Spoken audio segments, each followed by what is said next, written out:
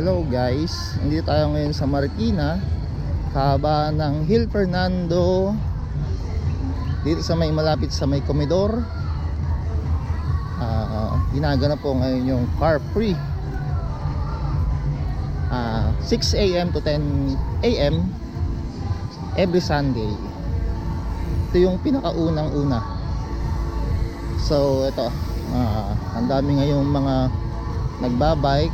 May mga activities like ayan, ano sila, activity. And then may mga nagbabike.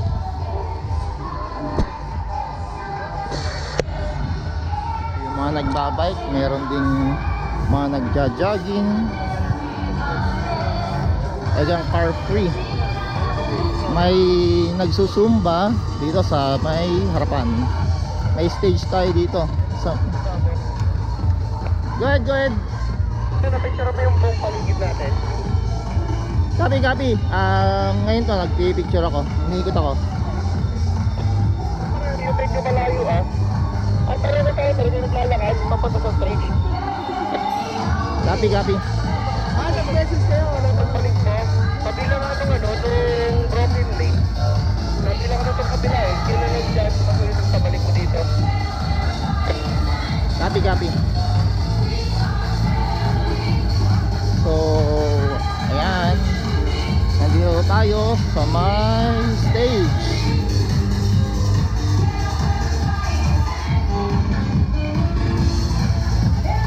Mga 4 babies natin, pwede rin silang maggala. Ayan, katulad ng mga to. So may mga traffic cones na para mag-guidean yung mga nagbabike, mga nagja-jogging. Yung mga nagja-jogging nasa inner, nasa loob ng traffic cones. Yung mga nasa labas, yung mga bike.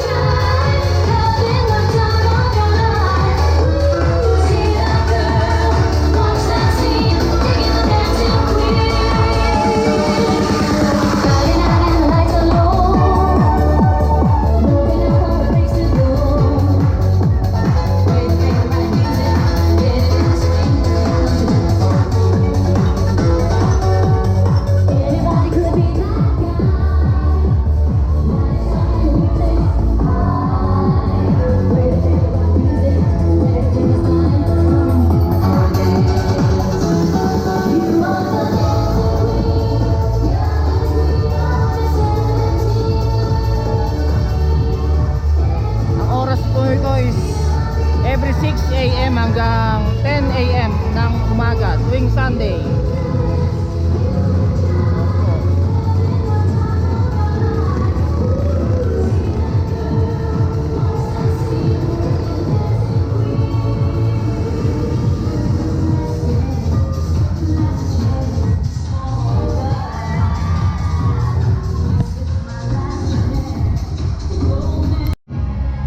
Nandito rin tayo ngayon sa haba ng Hill Fernando Extension para makita yung bagong mukha or bagong paintings. Makikita natin yun. Ang kanyang motive is yung sapatos. Syempre Marikina kasi magagaling sa paggawa ng sapatos. Ayan, yung trend, ibig sabihin yung sa Dambakal, itong Kapmoy.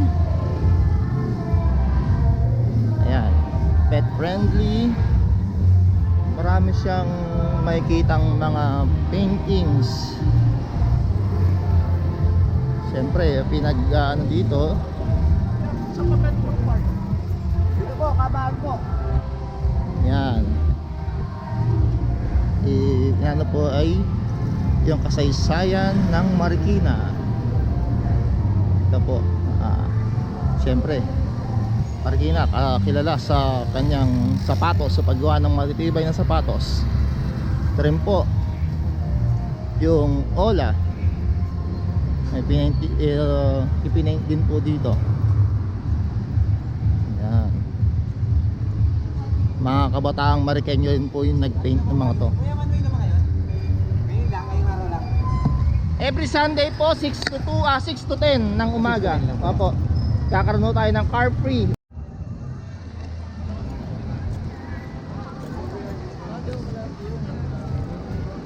Yan.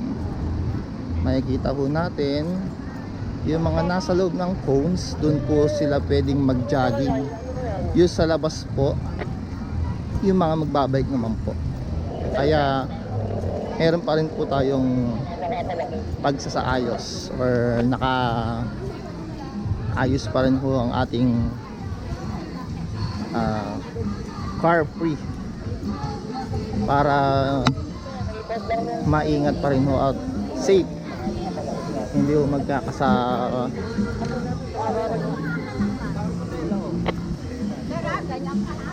sa labas.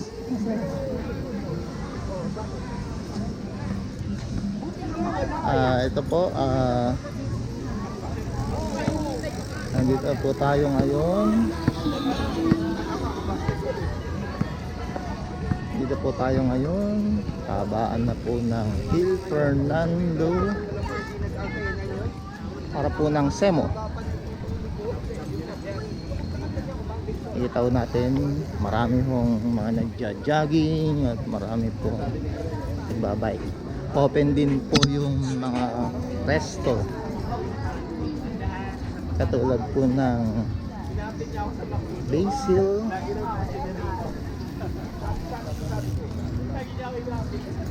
tuwing Sunday po to, 6 AM hanggang 10 AM.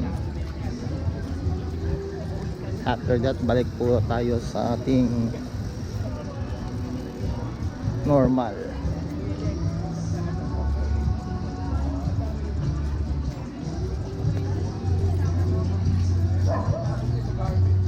Ito po, kikita po natin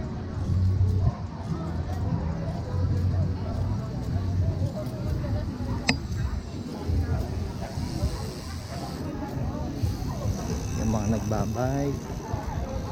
Health friendly ang Marikina. Level up.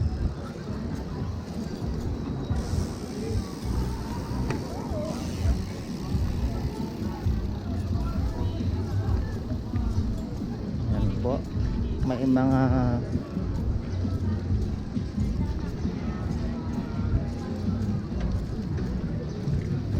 ay kita ko natin,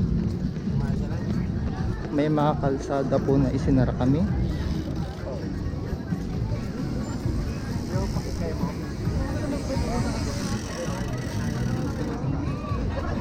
Ayan po.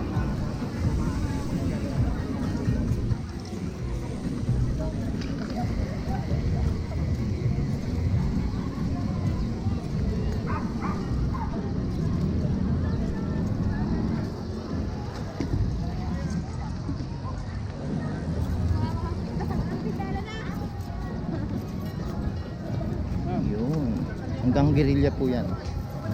Guerrilla Street.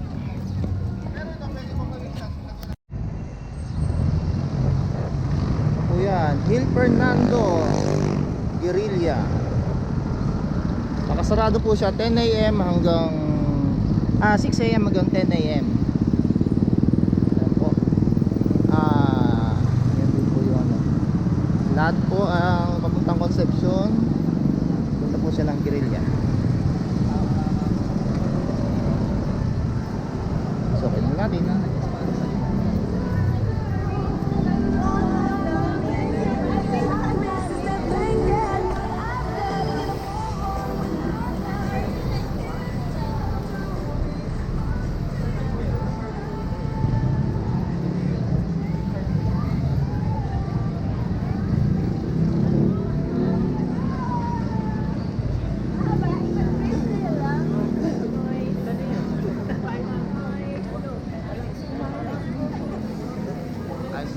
na.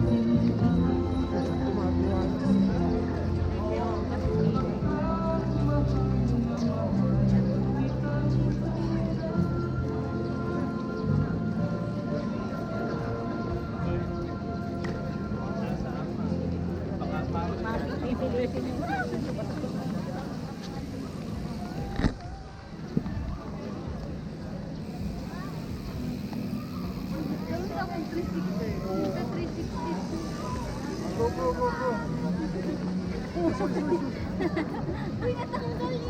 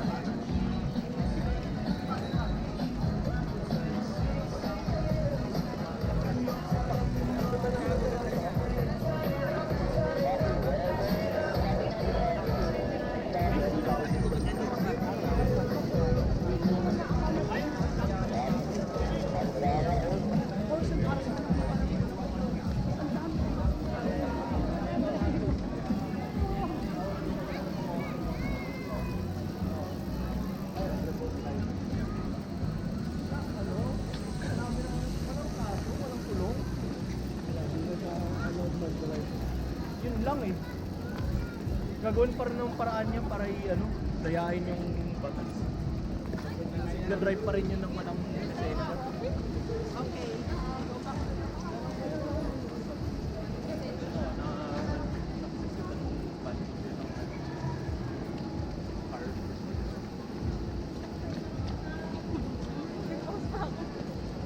Natatawa ako pag nadapakan sa akin.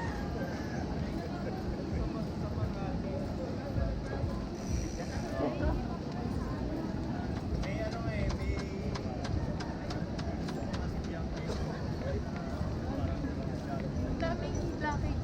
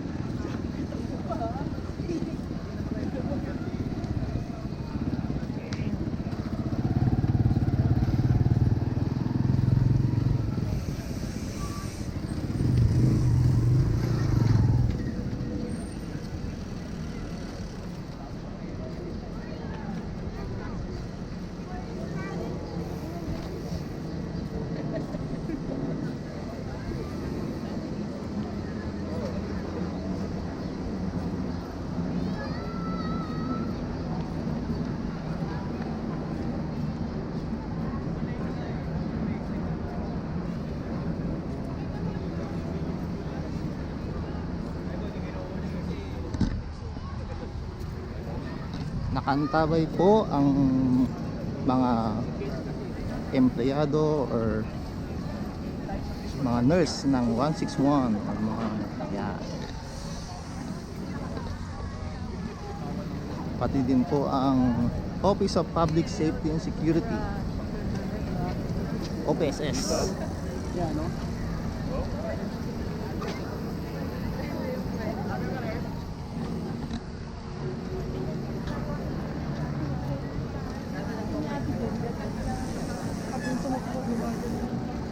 Nagtatawag sila ng Dolores.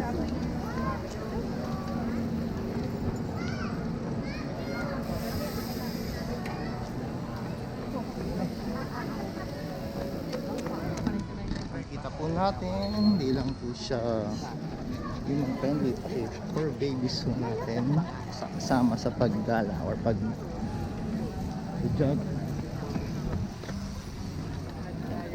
Kasama po dyan yung mga e-bike business. Dito na po tayo sa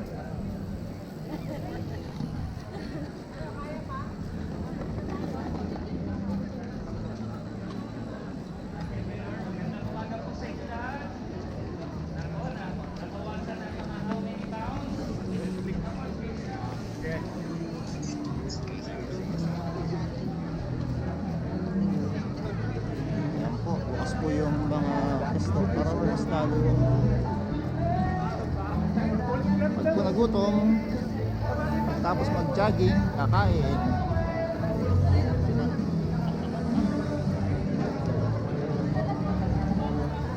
Mga bike enthusiast po natin, ayan din po. Iba't iba pong grupo to.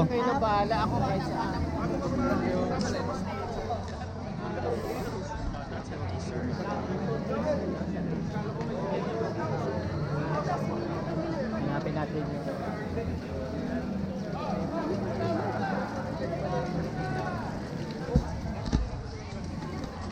Malapit na tayo sa dulo. May stage po dito sa may harap po ng komedor.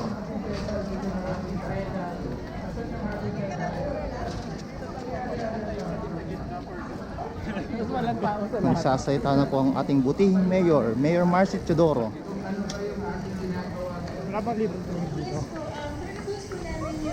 Yung party Sunday kila Mayor, and we're very thankful po kay Mayor na pinagbigyan po niya yung mga Marikenya for Party Sunday.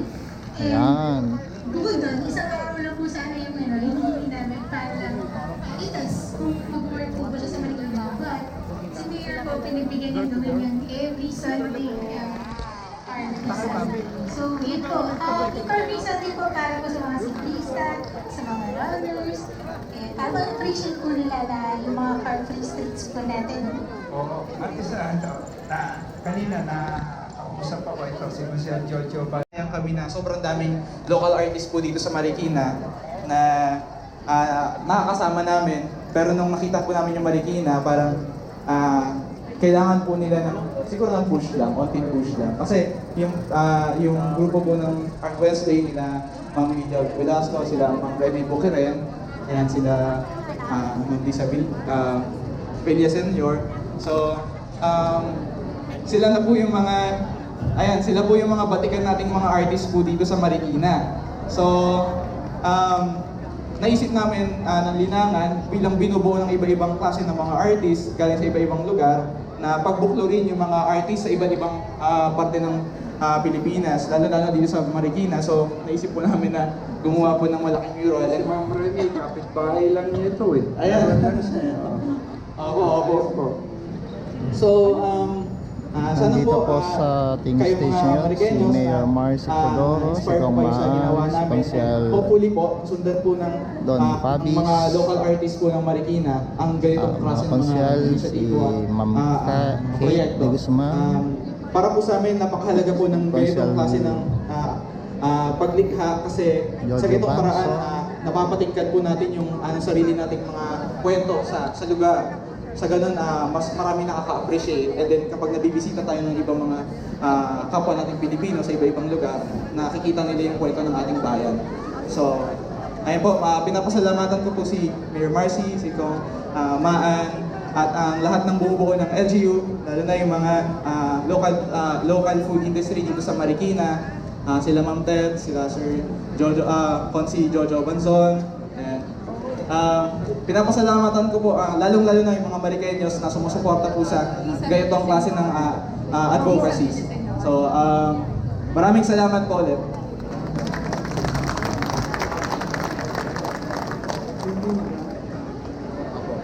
Asa si sina Ma'am Lisa, Senior at ang ating si Ma'am Remy ay taga Marikina. Sila ay mga kilalang mga nagpipinta. Pwede, bibigyan ko sila ng konting pagkakataon para makabati man lang o makapagbahagi sa atin ng ilang kaisipan para sa lahat. Kita Remy. Good morning po sa inyong lahat. Sana po lahat tayo ay interesadong matuto ng pagpinta. Napakasaya po. I'm now 83 and hanggang ngayon nagpipinta pa rin ako umakyat.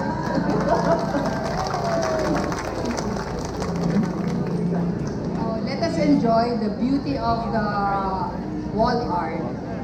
Thank you sa mga artists. Salamat po. Okay, pangarap ko sana magkaroon ng artist village dito sa Marikina ho eh. Sa ganun, nalilinang natin talaga kung ano yung kultura, saka yung kasarilan natin, yung identity natin, Mayor, ito po. kasama ho natin si Sir Rene Salonga. Siya po yung local group artist po natin sa Marikina. Ayun. Taga-Parang po siya. Sir Rene. Hello po mga taga Marikina. Ayan, papasalamatan ko po una-una po si Mayor, Marcy at sa Maan at sa mga bumubuo po ng LGU ng Marikina kasi po sila po ang nakipag-ugnayan. Yan po sila Ma'am Pet, Sir Louie.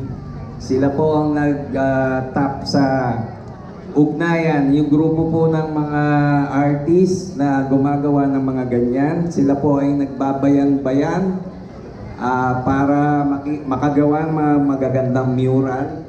At napakaswerte po natin at tayo po ay nabigyan din ng pagkakataon na ma-present ang magagandang tawag dito,